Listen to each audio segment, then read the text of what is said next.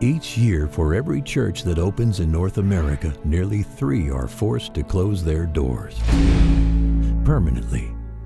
Many of these churches in crisis are located in rural communities. Most can't find or retain a full-time pastor or afford to support one. But people need a place to worship and a pastor they can call their own. Even the smallest church building reminds folks that God is still represented in their midst. So each closure destroys the sense of hope a local church provides. Village Missions renews that hope. It's like the people just waiting for something to come that would just give them something to look forward to in the future. The church has just accepted us for who we are and where we are in life.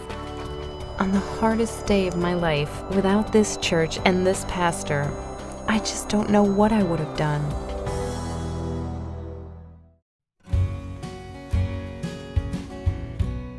Ridgeway is 30 miles north of the nearest paved road.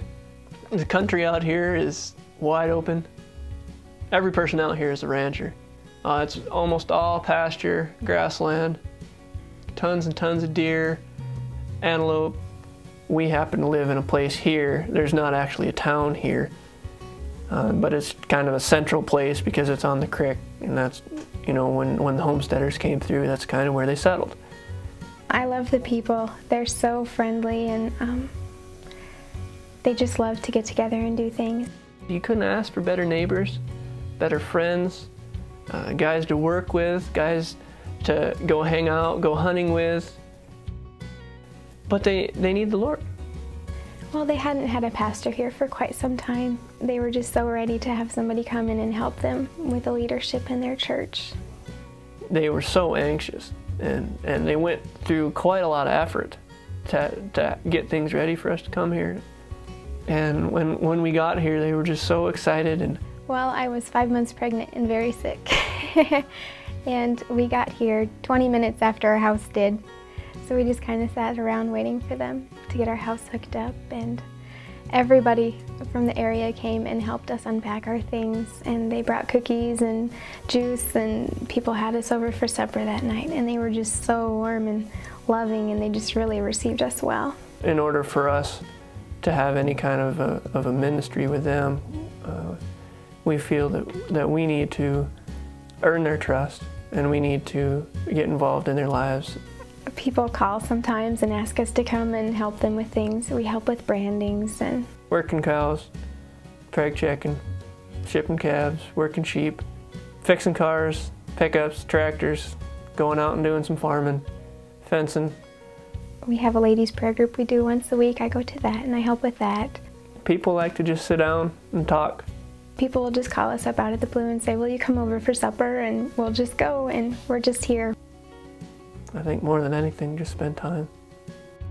Well, I am just so thankful for the opportunity to be here, and for the fact that Tim and I don't have to work full-time and be, you know, a pastor on the side.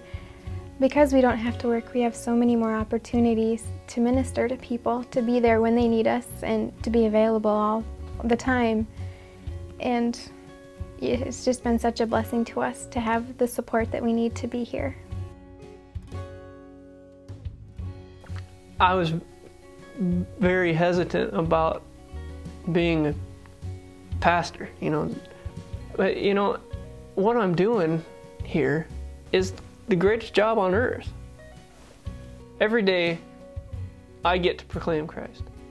I can focus completely on the people. I don't have to say, well, no, I can't come and help you tomorrow because, you know, I have to work, or because I have prior obligations, or whatever.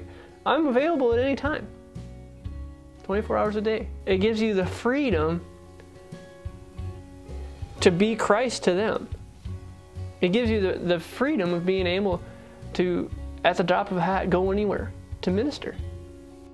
You know, He gifts everybody in different ways. And He didn't happen to give me great beauty or you know, genius intelligence, or He gave me some hands and feet. He gave me a desire to help people and said, go to it. I think that's what he's asking me to do, is to go out and be Christ to the people.